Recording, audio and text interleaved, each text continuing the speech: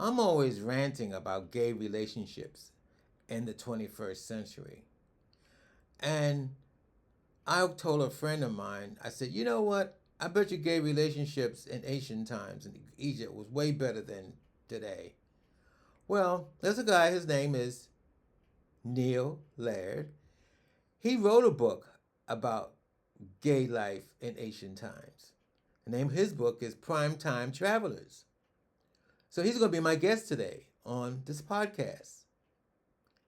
My name is Eric, and welcome to the craziness that lives inside my head.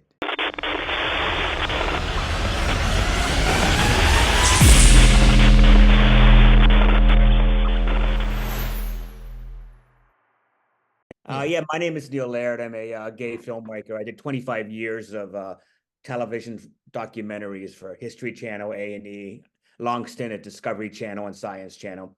Almost all of them based on ancient history. That's my thing, archaeology, history. And as a gay producer, I kind of came out in the field, which is his own story about what it's like to be gay in very strict Muslim societies, and I have to, kind of do that tightrope. But I just wrote my first book based on a lot of my experiences of being a young gay writer, a filmmaker coming out while I was shooting these films, but also too my great love of the ancient world. And one thing I learned making these films is how in many ways being gay was much better under ancient Rome and ancient Greece and ancient Egypt than it is now. There Hmm. clearly was, if you were a slave, you were a slave, and there were some awful things that happened. You probably all died at 30 of some disease because penicillin hadn't been invented yet. But in terms of homosexuality, in terms of relationships, in terms of what you could do, what you couldn't do, it was a vastly different world.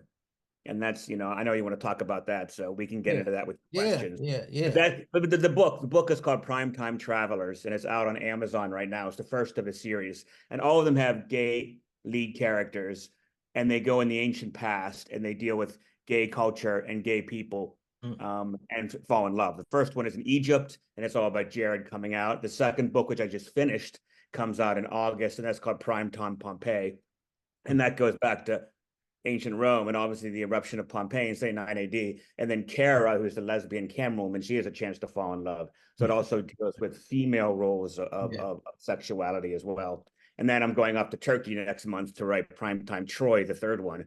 And we'll get Okay. into Achilles and Patroclus and all the gay icons of the Trojan War as well. So the gay themes are all through what is otherwise an Indiana Jones adventure story. Okay, that's great. Mhm. So I was just curious when I read that that's what you were doing, and I was just wondering, the way the put it this way, gay male relationships are. Um, I was just wondering the comparison between gay male relationship back in Greece and Egypt, because it seems to me like I'm old, but I don't think Not gay. that old. You will remember ancient Greece. Well, well, I don't think gay men are capable of having what they call a monogamous relationship, which I always suspect that was a straight thing, not a gay thing. So I was wondering, well, did they have a monogamous relationship back in the ancient days? It certainly had marriage. Marriage was a very different uh, thing than it is now. There was not a legal framework. It wasn't like, you take a vow and you have to stick to them. The Romans had marriage, the Egyptians and the Greeks, there's no real evidence. They actually sat down and said, let's sign this and forever only yours. They also had a much more open looking at Greeks is a perfect example because the Greeks, had the whole culture of pederasty, if you know what that is. No, I And don't. pederasty, something was institutionalized, and pederasty was an older male and a younger boy. And it Oh, was okay. also very much a rite of passage. So it was, they had the key thing you got to think about all these ancient cultures up until Christianity, that's when it all changed, was there was no word for gay. It didn't have a moniker. It wasn't like, oh, you're a queer or you're whatever. All the derogatory stuff you have today didn't exist because it was much more fluid. So you're expected to eventually settle down and have a family, but that necessarily didn't mean monogamy. It obviously meant just that you had to produce. So like in ancient Greece, pederasty was something that was institutionalized all the way back to the Trojan War and beyond, where essentially a young boy would be in service of another man who would tutor him, but also be sexual. Mm. And sometimes these became love affairs that lasted the rest of the ages, and sometimes they went off and got married. It wasn't clear if you're expected to get out of your system and then settle down and have a wife and kids, because it clearly wasn't. If you look at the vases, all you do is walk through the Vet or the Met or the Louvre or whatever, and you see, oh, these seriously erotic vases, these gorgeous buff men just having anal sex 6 ways to Sunday. There's not a woman in sight. And they clearly idolize youth and beauty, and I think that's part of the reason why men didn't look at a boy as any different than a female. Not everybody would have to participate in it, but it was very much a very, very common thing. The oldest known reference we have of gays in the world is a wonderful tomb, one of my favorite tombs in Egypt, a place called Saqqara. If you ever see the Step Pyramid, it's Yeah. 4,500 years old. It goes way, way back. And there's a tomb, they call it the Tomb of the Two Brothers, which is so homophobic. But what it is two gay dudes who were buried together when they died 4,500 years ago. And it is the most lovingly crafted tomb. These two men, nose to nose, looking at each other, which is the ancient Egyptian form of kissing, holding hands, fishing and cooking and just idling under the palm trees. And you'll see their wives and their kids very small in the background. So they're ticking that box. But these men, not only were they clearly in love, despite what modern archaeologists call two brothers, I know me and my brother don't react like that when we're together for the reunions, This was definitely two gay dudes. And they obviously, it was sanctioned by the pharaoh enough where they built this elite tomb together and they painted on the wall, which shows you that 4.5 millennia ago, it was perfectly fine to have a same-sex couple as well as having wife and kids on the side. At the end of the day, these two guys were the ones who were together, and the wife and the kids maybe were just to procreate and keep the bloodline alive. And you just heard the craziness that lived. I was just telling you that what you just explained about Egypt, the two brothers, Mhm. my very first gay boyfriend that I was in love with, um, we talked about buying a brownstone in Brooklyn. Mhm. One of us is going to live upstairs, one of us is going to live downstairs. We're going to have our wives, we're going to have our kids. And then I said, and then what were we going to be doing? Of course, and I Yeah, of told course. him, There'll be a secret passageway in the back. but see, I grew up, I'm a Baptist. I grew up as a Baptist. Uh-huh. No, you can't do that. I said, you can't do that. But then he said that he, well, he didn't want a gay relationship. Mhm. He wanted a relationship with a guy, but he also wanted to be married and have kids. Right. Now, since I got older, I mean, in the last 10 years of my life, that's all I've been fooling around with, married men. Well, look, as you say, we're all like, I'm a gay man. I'm in an open relationship with my husband. And because I do believe that, that's how gay men sort of function. Is like, I think we see sex in a very different way than straight people. All my straight friends look at us enviously and say, oh, I wish I had your relationship, but Agnes would leave me like that. So it's got those different standards. And I do think because you're not passing on a bloodline and because there's all that sense of it's more for often for fun and not for love, which is unfortunate because it's not always true. I think another reason why I take it back to the ancient world, it wasn't that serious. It was just people just enjoying each other while they went on with the rest of their lives, or instead. One of my favorite stories, and I want to write another book about this when I finish the Trojan one, is a thing called a true story called the Sacred Band of Thebes. You Mm, ever heard of these people? no. Sacred Band of Thebes was ancient Greece, about 300 BC, just before Alexander the Great and Macedonia and all that stuff kind of swept away. And they were an elite force of military men, everyone gay and everyone with their partner. Mm, So they fought side by side by their man. And the idea was you would never run from battle, you would never shirk a fight. You would be there with your lover until victory or defeat. And this band of 300-400 gay men, all gay men, were like the toast of the town for about 60 years. They were winning battle after battle. You could not fucking take down the sacred band of Thebes. Mm. All men committed to one another. And even when they died, they finally got wiped out by Philip of Macedonia, Alexander the Great's father. And he recognized how much love these men had for themselves. Whether they had wives at home, we don't know. But he allowed them to be buried side by side, many linked up in arms, Mm. where they remained for over 2,000 years, 2,500 years until they were found in 1960, the graves. It's a Mm. beautiful story of just gay men out there. And everybody knew they were gay, and ain't nobody calling them sissies. Mm. These guys would take you down.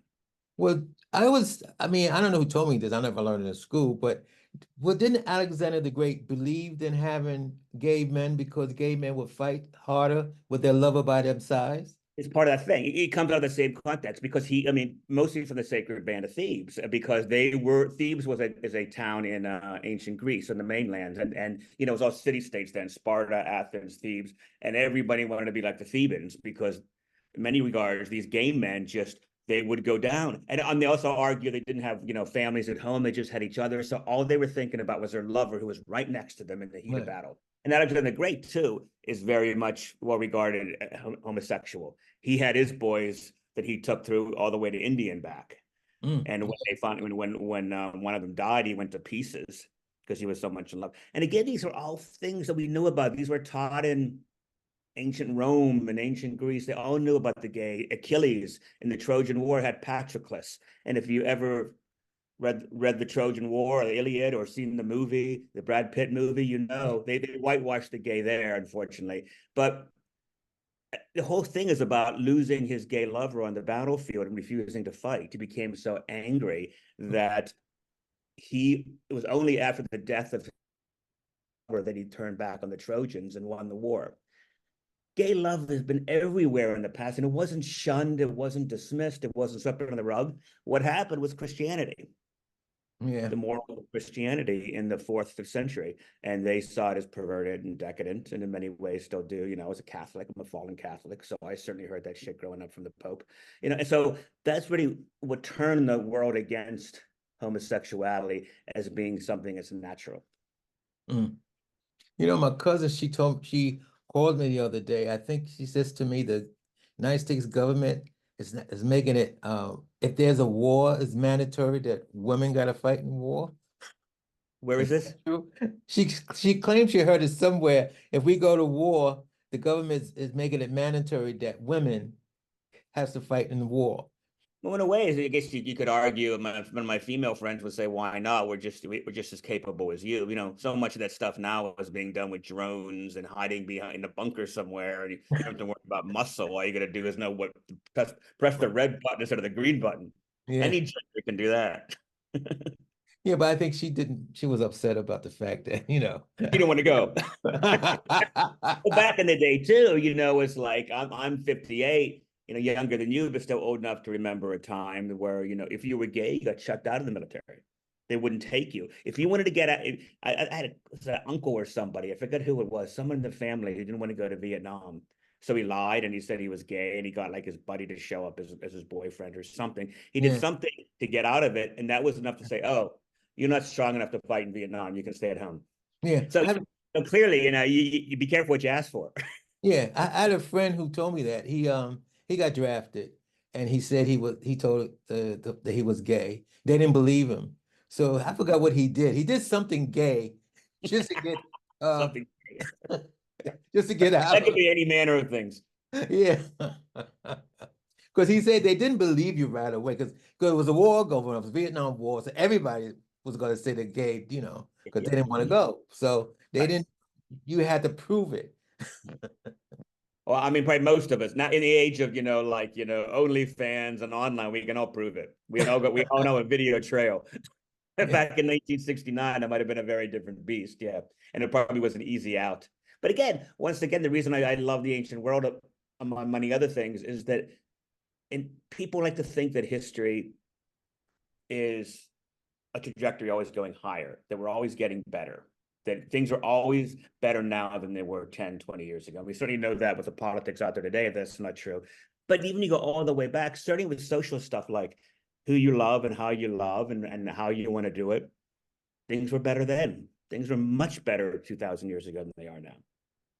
Well, I'm gonna be honest with you. I've heard people complain about, oh, the 60s or 70s were better than, I I don't think so. I don't think so. I mean, That's probably nostalgia talking, and there's probably nostalgia me looking back in ancient Greece, and I mean, I'll go back and say, holy shit, it's so fucking dirty and filthy. Why did I love yeah, that? yeah. I'll get some dysentery on day one. So a lot of it's romance and nostalgia for something that's gone, like someone who remembers their youth in the 60s is Yeah. looking back and saying things are better then. But certainly gays, no, I mean, look, I'm married. I'm married to, when I met my boyfriend in 1999, we didn't expect to get married. And then in 2013, when it became legal, we did. We figured, well, all these people fought in Albany for it. They did it for us. So many people crossed the party line, and some Republicans lost re-election because they realized it was the right thing to do. Who the hell are we not to get married? It wasn't something that we expected. But again, it shows you that is progress. Some things are better. Yeah.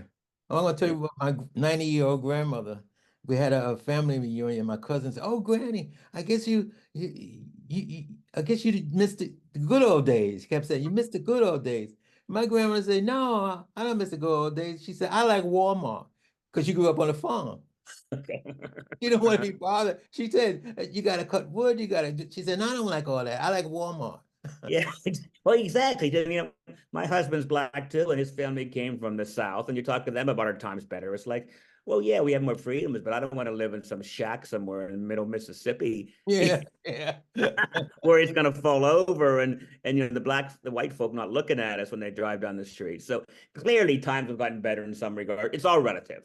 I Yeah. do think with sexuality, it's fascinating too. It also frames the position you are. The one thing in ancient Greece and particularly Rome was, as long as you're a top, you could do anything. Ah, There would be a stigma if you were the passive bottom. yeah. And a lot of people wouldn't talk about it. You assume that a lot of these guys were doing it both, or they Yeah. like their Yeah. position. But there was the only stigma attached to gay sex back in the day in the military, or if you're centurion, or if you're that kind of thing, is to be the passive partner. You Mm. can fuck anything you want, the moves, and it doesn't matter. No one would judge you. But if you submit yourself to another man, that came sometimes with a stereotype. So a lot of that stuff you don't hear about when you talk about Roman literature or things like that, or if they want to make fun of Julius Caesar, for example. No one really knows if he was gay, but there was old rumors that he was the bottom for some Turkish king or something, and he fell in love.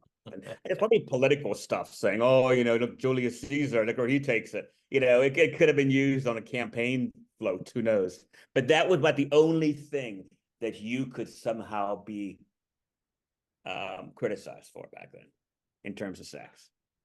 Mm. Well, I remember talking about Adam for Adam. I mean, some top guy put on in his profile, he wanted another top guy because he likes to make tops bottom. Good luck with that. Good luck. We also know that most people who say they're tops are just lying. You get them in the Oh room, yeah, something else comes out. yeah, Because that's all the machismo. So again, yeah, nothing's really changed, right? It's like, I'm not going to submit. I won't tell you that until we're naked and the lights are off, what I really like.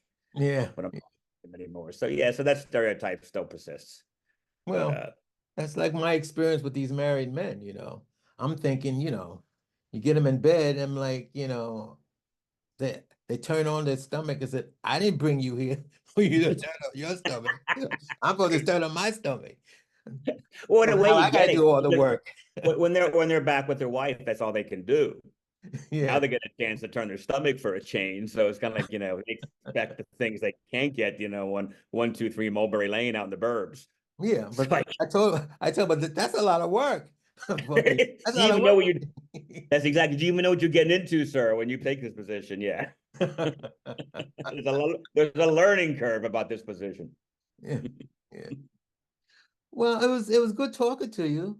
Yeah, is there anything else I think, yeah, but I mean, the bottom line is kind of like history marches forward, and sometimes it marches in place, sometimes it goes back. In terms with sexuality, in many regards, you could have a freer, more open lifestyle. as a male. Female is a different story.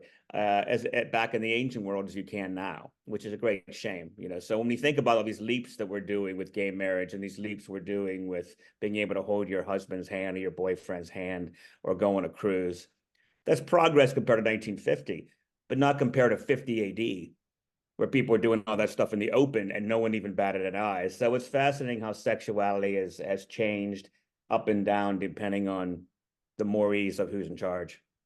You know, my grandmother says something, it wasn't gay, but it was something else about um, blasphemy.